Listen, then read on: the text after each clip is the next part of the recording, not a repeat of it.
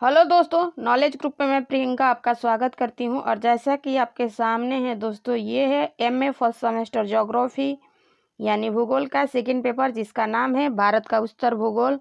में जो आज हम बात करने वाले हैं दोस्तों, ये है लॉन्ग क्वेश्चन और उससे संबंधित उत्तर। मुझे उम्मीद है कि आगामी परीक्षा में इस प्रश्न और उत्तर से काफ़ी हद तक आपको मदद मिलेगी। अगर आप चैनल पर नए हैं तो चैनल को सब्सक्राइब, लाइक, शेयर, आगे वीडियोस को शेयर जरूर करें। ठीक है, चलिए देखते हैं। पहला प्रश्न है आपके सामने दोस्तों कि भारत में कृषि के योगदान का उल्लेख कीजिए तथा भारतीय कृषि में उभरती हुई नवीन उपनीतियों को रेखांकित कीजिए। ठीक है, जब आप इस प्रश्न का उत्तर लिखेंगे तो लिखेंगे कृषि का भारतीय अर्थव्यवस्था में महत्वपूर्ण स्थान है।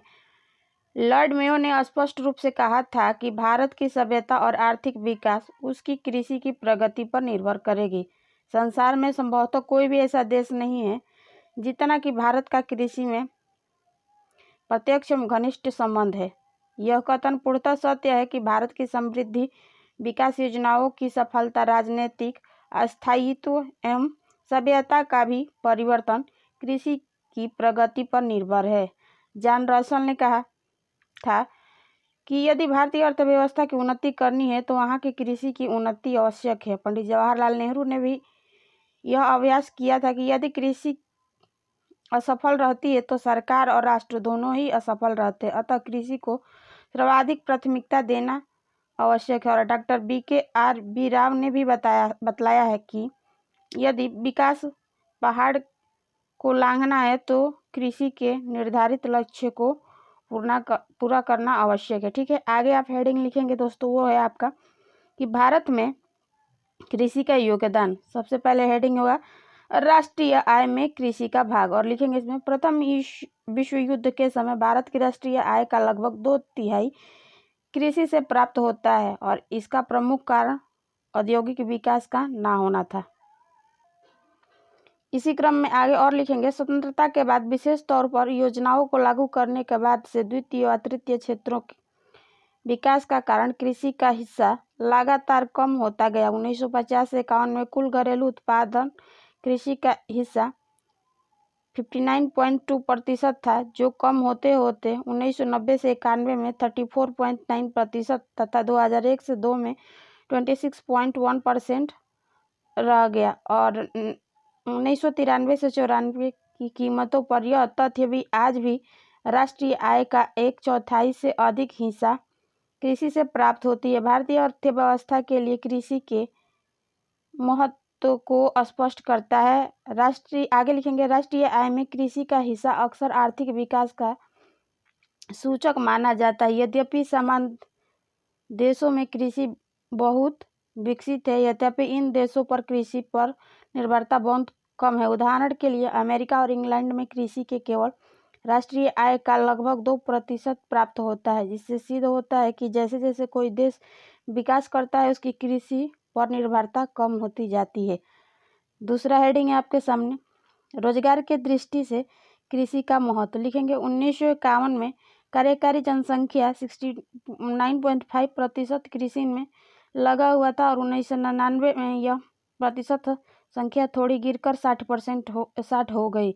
परंतु जनसंख्या में तेज वृद्धि होने के कारण कृषि में लगे हुए लोगों की वास्तविक संख्या बहुत ही बढ़ोतरी हुई है। अर्थव्यवस्था के अन्य क्षेत्रों में उपयुक्त विकास ना होने के कारण उनमें रोजगार अवसरों की वृद्धि बहुत कम पाई है, जिनसे मजबूरन बहुत से लोगों को कृषि का काम करना पड़ा। हालांकि भूमि पर उनके सीमांत उत्पादन बहुत कम है, इससे अल्प रोजगार तथा छिपी हुई बेरोजगार जैसी समस्या पैदा होती है। तीसरा हेडिंग है आपके सामने दोस्तों, वो है औद्योगिक विकास के लिए कृषि का महत्व। लिखेंगे इसमें भारत में औद्योगिक कृषि विकास की दृष्टि से कृषि का बहुत महत्व है।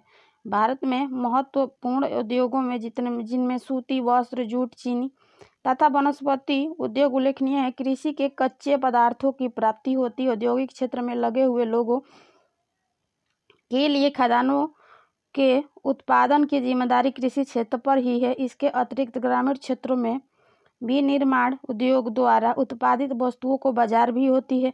अभी भारतीय किसानों और खेतिहर मजदूरों की आय स्तर काफ़ी नीचा है, इसलिए इस क्षेत्र में तैयार वस्तुओं के लिए बाजार सीमित है। कृषि विकास में से भारतीय उद्योगों के लिए ग्रामीण क्षेत्र में बाजार का विस्तृत होना स्वाभाविक। और चौथा हेडिंग लिखेंगे अंतर्राष्ट्रीय व्यापार और कृषि लिखेंगे। बहुत लंबे समय तक 3 कृषि वस्तुएं जैसे चाय, पटसन तथा सूती वस्त्रों का भारत में निर्यात आय से 50% हिस्सा था। यदि हम अन्य कृषि वस्तुओं जैसे कि काफ़ी, तंबाकू, काजू, वनस्पति तेल, चीनी इत्यादि को भी शामिल कर ले तो कृषि का निर्यात आय में हिस्सा 70 से 75% तक पहुंच जाता है। कृषि वस्तुओं पर इतनी अधिक निर्भरता भारत में अल्प विकास के प्रतिलक्षित करती है।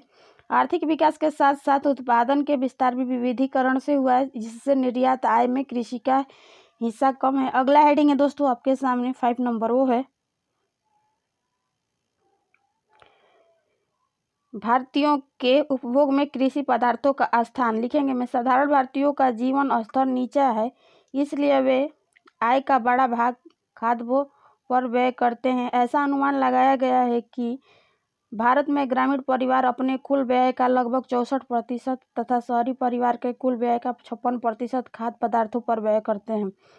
इस प्रकार खाद्य पदार्थों का व्यय का पारिवारिक बजटों में अत्यंत महत्वपूर्ण हिस्सा है। 6 नंबर हेडिंग है सामाजिक एवं राजनीतिक महत्व।